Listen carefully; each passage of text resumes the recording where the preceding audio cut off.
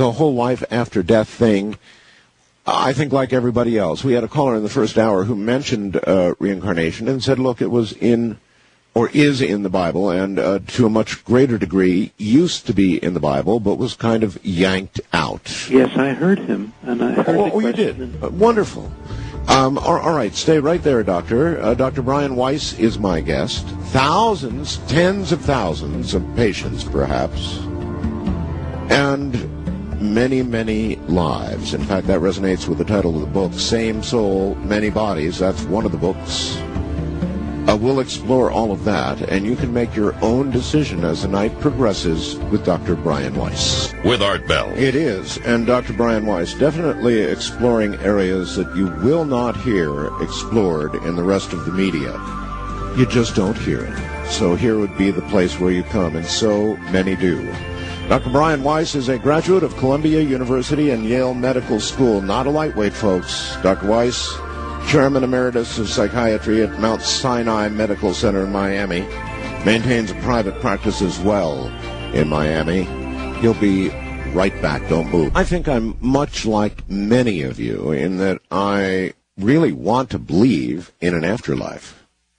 After all, I'll be 60 years old in June, so I'm facing the prospect of my own mortality. So everybody doing that would want to believe in an afterlife. On the other hand, there is a pragmatic side of me that says, no, wait a minute, we don't really have any proof. And yet Dr. Weiss, a very learned man, just before the break, said he now believes in reincarnation. And that belief that's a very strong thing to say. You've obviously been convinced by what's happened to you, and I would very much be interested in some specifics, Doctor, the things that convinced you. Maybe they'll convince me, too. Well, let me tell you two stories, then, two case histories. One is a woman I saw from China, a surgeon trained in Western medicine. This was her first trip out of China. She came with an interpreter to my office in Miami.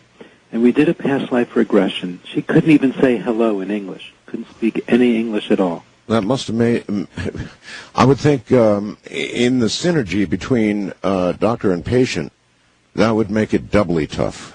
Well, it is an obstacle in a sense, but I found that doing regressions or doing this work with a translator works pretty well, too. They hear things twice. So it's more... It doesn't seem to get in the way of the regression. Okay. It takes a little longer because you're working through the translator.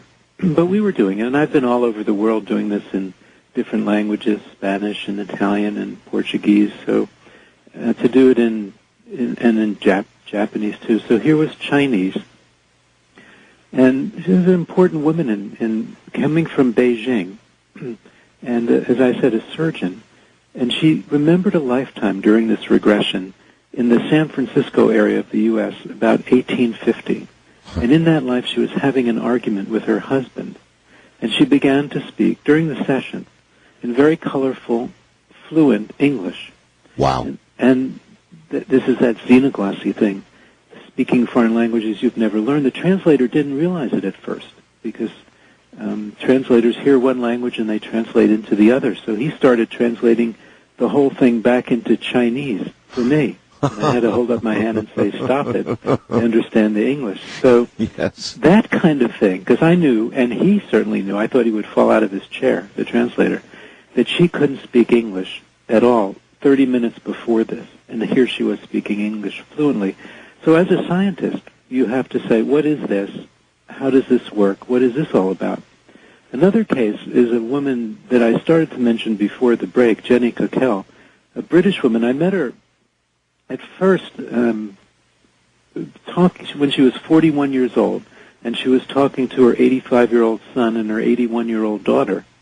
And the story is from the time she was a little girl, and this is just like the past life cases of Ian Stevenson and others. She had known she had a family in Ireland. She was born in England, that she had 8 children. She's telling this to her parents when she's 3 years old, that her husband was irresponsible and she couldn't trust him to watch over the children because she had died and left them when she was young. She had 8 children. She died early. She needed to find her children. And she knew her name was Mary, but she didn't remember her last name. She drew some crude maps. She drew a church with an unusual facade. She drew a large white building with many windows. But not enough. The parents didn't believe in this. There wasn't enough data really to go on.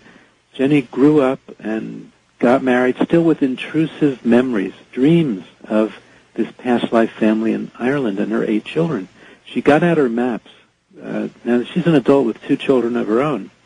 She decided to do something about it. She compared her childhood maps with an atlas of Ireland, found a town, Malahide, northeast of Dublin, that looked like her maps, and decided to go there. So she's walking in the main street of the village, having deja vu feelings, and then she finds the church that she had drawn when she was a little girl, the church with the unusual facade. And she knew she was in the right place. But the house she felt she lived in was empty, in ruins since the 1950s. She felt she lived there in the 20s and 30s. But now with the help of the townspeople, they find that the family that lived there was the Sutton family. The mother's name was Mary Sutton. She died from complications of childbirth after the birth of her 8th child. So all these facts are coming true. In the large white building that Jenny had drawn when she was a little girl, that was the hospital in Dublin, and Jenny was able to go there, go to the very room and describe what happened. And the husband was irresponsible. Of the 8 children, they all grew up in orphanages, and 5 were still alive. So they open up the records. There's this big reunion. The youngest 2 didn't even know that they had siblings. They had grown up in different orphanages. God. And Jenny was able to tell them all about their childhoods, the little details that only their mother knew. And when you come across cases like this, and you see it again and again, yes, these are very convincing. They are very convincing. How far down line, I mean, the early stuff, and then how far down line do you think you made the flip when you suddenly, I mean, the light bulb went on and you said, okay, this is real? Well, there were a couple parts for me, because I was so left-brained, still am. You know, all that. I had written over 40 scientific chapters in scientific journals like Nature, Brain Research Science. I had published a book before Many Lives, Many Masters. It was called The Biology of Cholinergic Function. You can't find it. So I was really left-brained. And what happened to me was about the 4th or 5th time that Catherine was having one of these past lives. And I was still struggling with it, even though she was getting better. Even though at a deep level I knew this wasn't the usual stuff. Something really beyond the normal was going on here. She died in the Middle Ages lifetime, and she floated above her body, replicating the near-death experience work of Raymond Moody and Elizabeth Kubler-Ross and others. And she had never heard of these people, she told me. So she tells me she finds this beautiful light that re-energizes her, and she says to me, there are 2 people here to see you, your father and your son. Now, my training in psychotherapy was not to tell the patient anything about yourself. You want them to project that into the therapeutic arena. Certainly. So I don't even have diplomas. My diploma's hanging in my office. She knew nothing about me. And she was a laboratory technician in the hospital, not an FBI agent, not an investigative reporter.